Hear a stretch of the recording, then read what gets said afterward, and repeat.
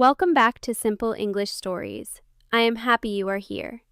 In this channel, we tell slow and clear stories in simple English, perfect for beginners and language learners at level A1 and A2.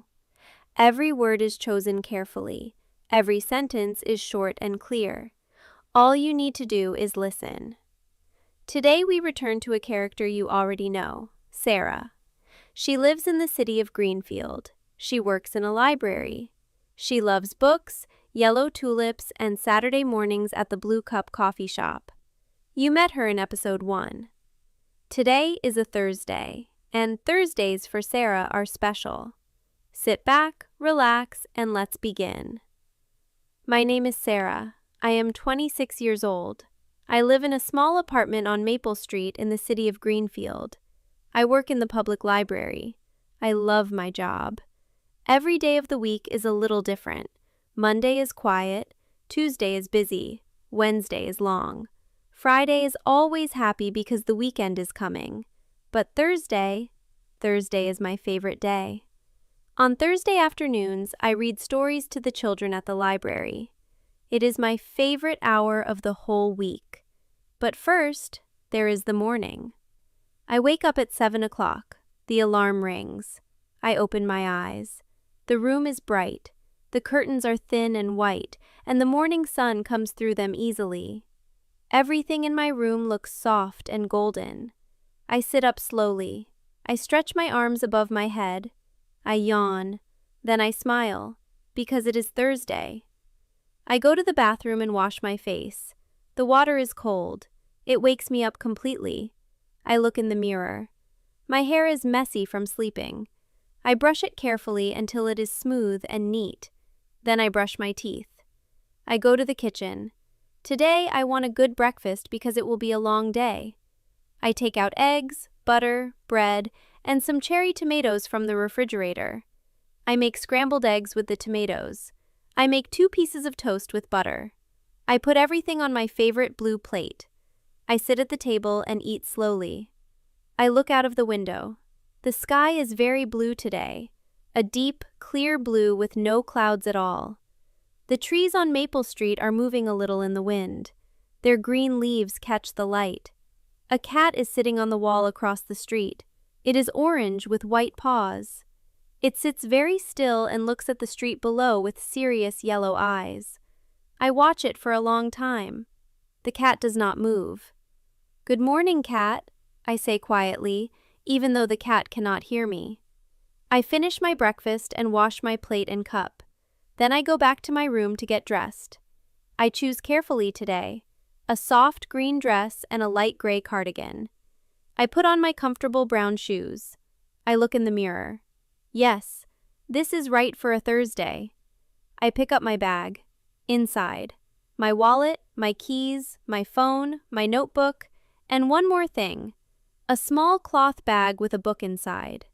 The book is for the children this afternoon. I chose it 3 days ago. It is a picture book about a little bear who is lost in the forest and finds his way home. I love this book. I think the children will love it too. I leave my apartment at 8:30.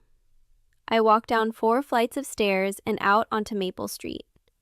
The morning air is warm and fresh. Summer is coming. I can feel it in the air. A softness, a warmth, a smell of flowers and cut grass. I walk slowly. I have time. The library opens at 9, and it takes only 15 minutes to walk there. I pass the Golden Loaf Bakery. Maria is standing at the door again, wearing her white apron. She is arranging a small basket of bread rolls in the window. She looks up when she sees me. "Good morning, Sara. Thursday already?" "Thursday already," I say. "How are you, Maria?" Very good, very good. Busy morning. I made almond croissants today. Do you want one?" "Oh, yes, please."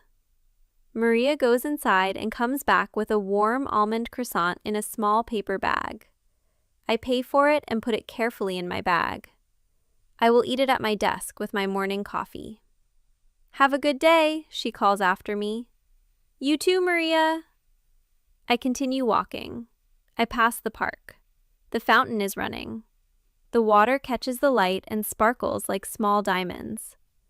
An old man, the same man I always see, is sitting on his bench with his newspaper. He raises one hand when he sees me. I raise my hand back. We do this every morning. We have never spoken, but it feels like a small friendship. 2 children are already in the park, running around the fountain. Their mother is sitting on the grass, drinking coffee from a travel cup and watching them. She looks tired but happy. A dog runs past me on a lead, a big brown dog with floppy ears and very big paws. The dog looks at me with bright, happy eyes. I step aside to let him pass. His owner, a young woman with red hair, smiles at me apologetically. Sorry, he's very excited this morning. No problem, I say. He is beautiful. The dog wags his tail as if he understands. I arrive at the library at 8:50. The library is a large stone building with tall windows and a wide front door painted dark red. Above the door, in gold letters, it says, Greenfield Public Library, established 1923. I love this building. I love everything about it. The heavy doors, the smell of old paper and wood, the high ceilings, the long rows of shelves full of books. I take out my key and unlock the staff door at the side. I go inside. The library is quiet at this hour, still and peaceful, like a sleeping thing. The morning light comes through the tall windows in long golden lines across the floor. I go to the staff room and put down my bag. I make a cup of coffee with the small machine in the corner. While the coffee is making, I take out my almond croissant and put it on a napkin on my desk. I sit down. I drink my coffee. I eat my croissant slowly. It is warm, sweet, and buttery. Perfect. I look around the empty library. This is one of my favorite moments of the day. Before it opens, before anyone comes, when it is just me and all the books. At 9 o'clock, my colleague David arrives. David is 32 years old. He is tall with dark skin and a short beard. He always wears neat shirts. Today, it is a pale yellow one. He is quiet and kind and very good at his job. Morning, Sara, he says, putting his bag on his chair. Morning, David. Good coffee today. I made it strong. Perfect. He pours himself a cup. Thursday already. Thursday already, I agree. He smiles. Story day. Story day, I say happily. At 9:15, the library opens. The big red door is unlocked, and the day begins. The first person to come in is Mr. Patterson. He is 70 years old, with white hair and a very straight back. He comes every single day. He goes to the same chair, the big green armchair by the window, and he reads for 2 hours. He always reads history books. Good morning, Mr. Patterson, I say. Good morning, Sara, he says, nodding politely. Beautiful day. Beautiful day, I agree. He goes to his chair. He sits down. He opens his book. And that is the last we will speak until he leaves at 11:30 and says goodbye. More people come in through the morning. A young mother with a baby in a pushchair looking for children's books. A teenage boy who needs books for a school project about the Second World War. A woman in a business suit who wants to use the computers. An older woman who returns 6 books and asks for 6 more. Crime novels, all of them. Did you enjoy the last ones? I ask her. The first 5 were excellent, she says. The 6th one, I knew who did it on page 3. Too easy, I say. Far too easy, she says firmly. Give me something harder. I go to the shelves and find 3 crime novels that I think are very good and very surprising. She looks at them carefully, reading the back covers. These will do, she says, satisfied. I enjoy these small conversations.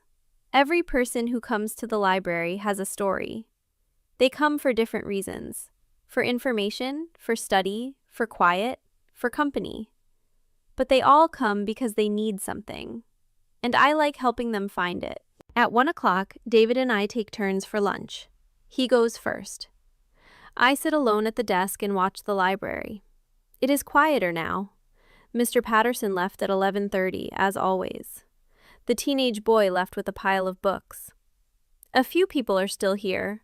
A man reading at a table, 2 university students working on laptops, a young girl sitting on the floor in the children's section, reading a picture book by herself. I look at the girl. She is about 5 years old. She has 2 braids in her hair and she is wearing a yellow dress. She is very concentrated, her small finger moving along the words on the page, her lips moving slightly. She is learning to read. I watch her for a moment and feel something warm in my chest. This is why I love this job.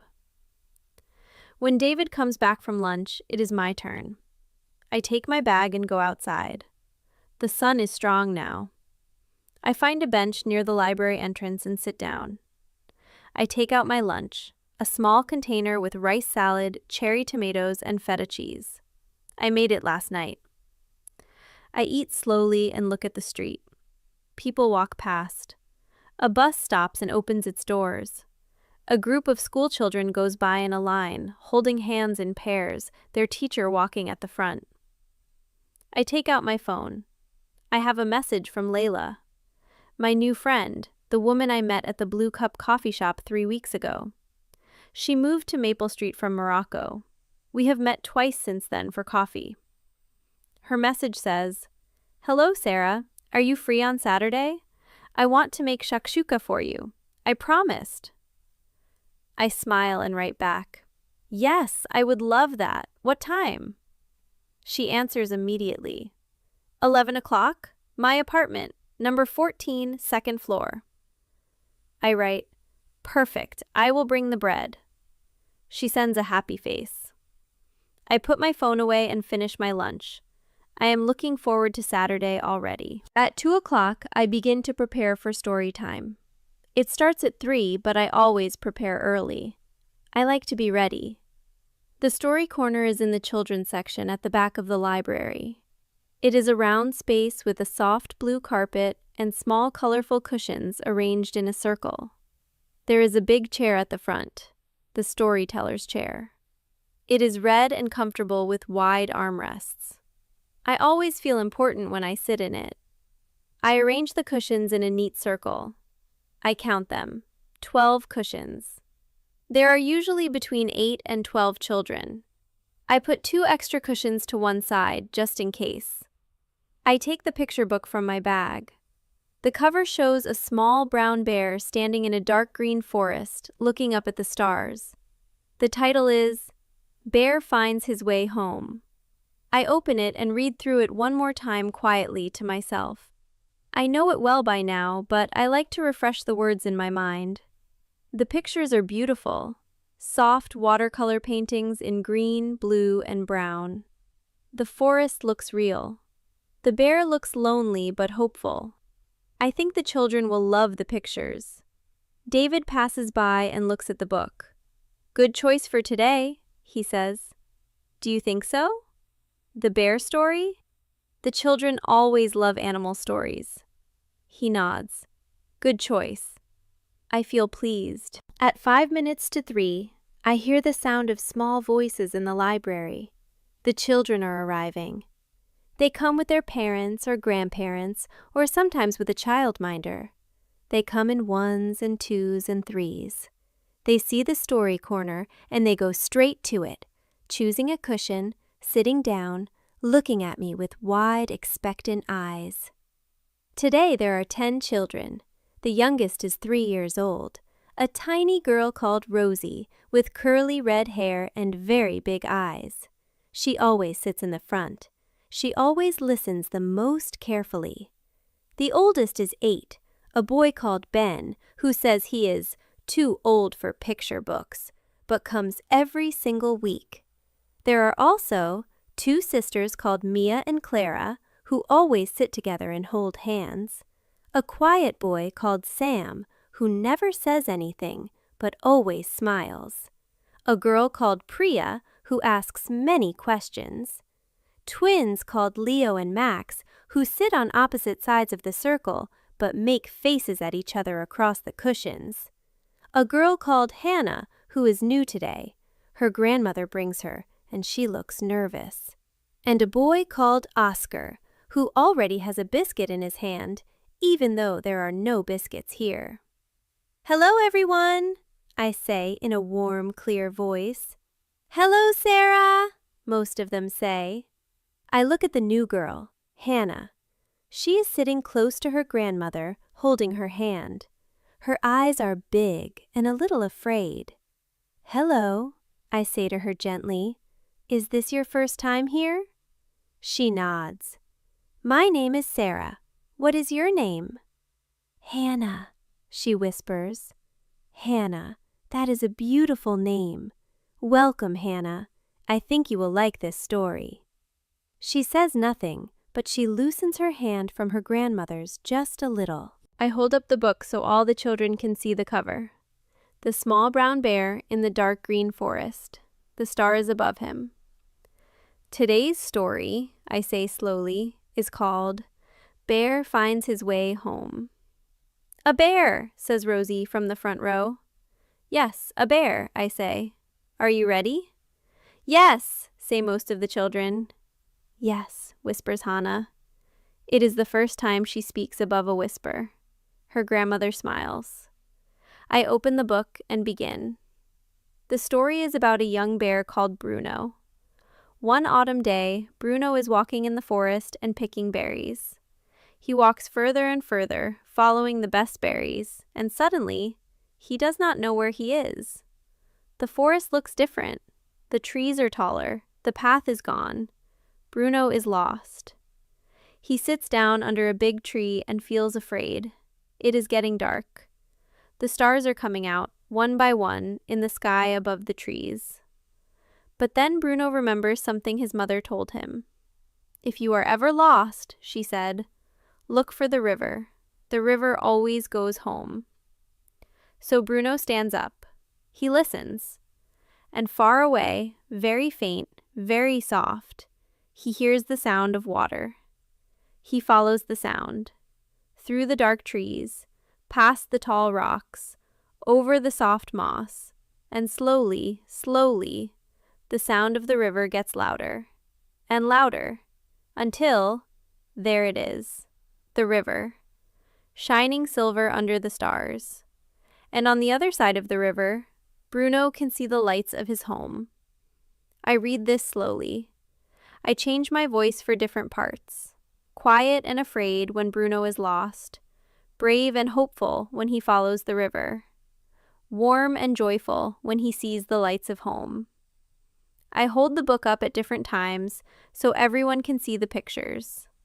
The children are very quiet. Even Leo and Max have stopped making faces at each other.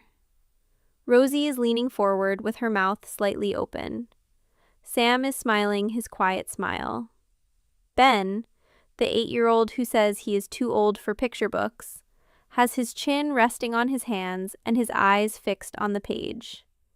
And Hannah. Hannah has moved forward on her cushion. She is no longer holding her grandmother's hand. She is watching me and listening with her whole body. When I finish this story, there is a moment of silence. Just 1 or 2 seconds. The kind of silence that means everyone is still inside the story. Then Rosie says, "Again!"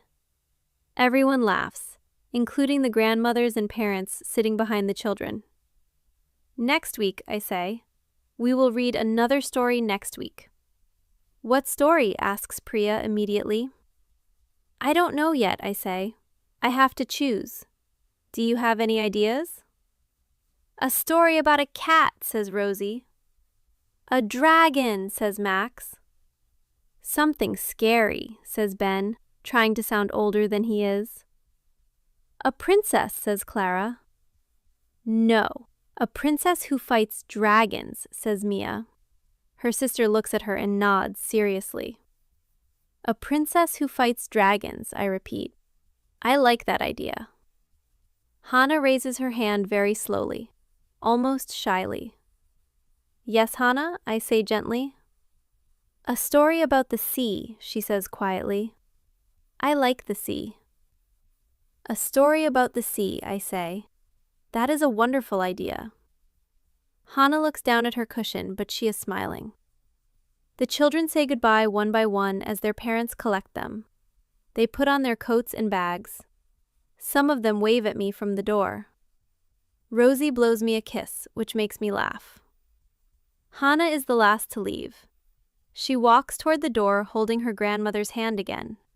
But at the door, she stops and turns around. Sara, she says. Yes. I liked the bear. I like the bear too, I say.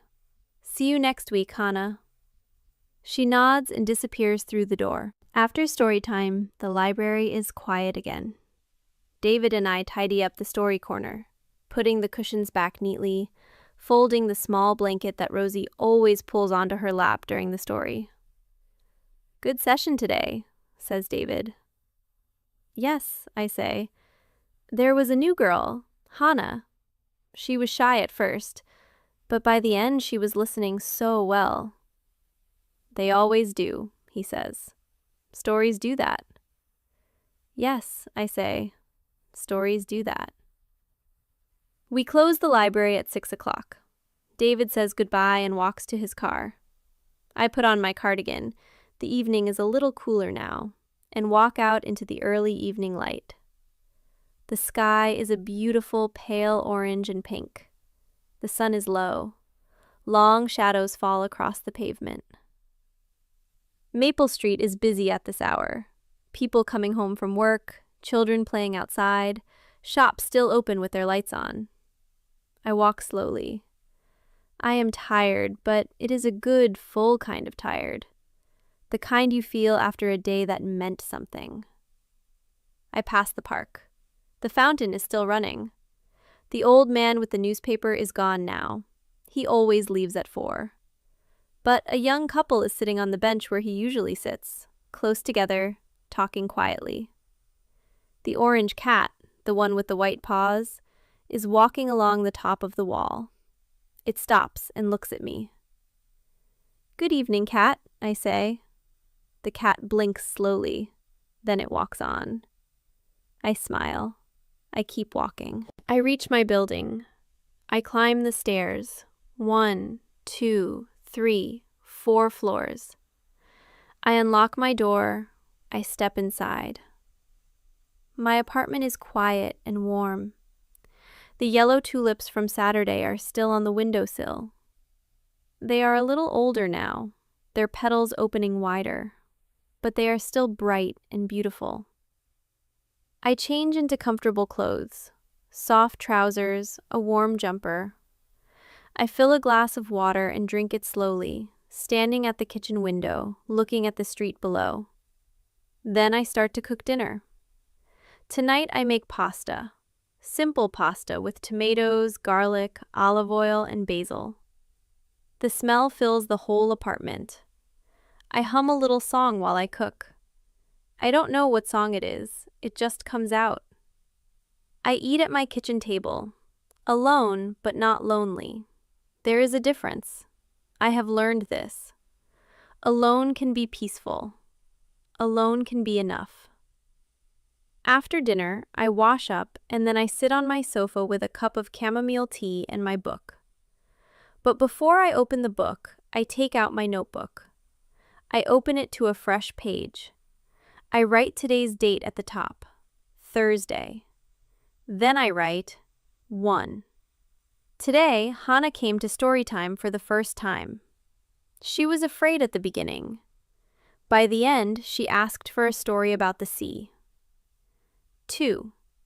The almond croissant from Maria was the best thing I have eaten this week. 3. On Saturday, Layla will make shakshuka. I am very happy about this. 4. The bear always finds his way home. I close my notebook. I pick up my tea. I pick up my book. Outside, the city is quiet now. The street lamp on the corner makes a soft orange circle of light on the pavement below. Somewhere, far away, a dog is barking once, twice, and then stopping. I open my book to chapter 8. The family who lives by the sea is having dinner together. The window of their house is open. The sound of the waves comes in. I read until my eyes are heavy. Then I put the book on the table, turn off the lamp, and close my eyes. Thursday is my favorite day, and today was a very good Thursday. Thank you so much for listening to Sarah's Thursday. If you enjoyed this story, please give it a like. It helps this channel reach more English learners around the world. Subscribe so you don't miss the next episode. And leave a comment below. What is your favorite day of the week, and why? See you in the next story. Goodbye!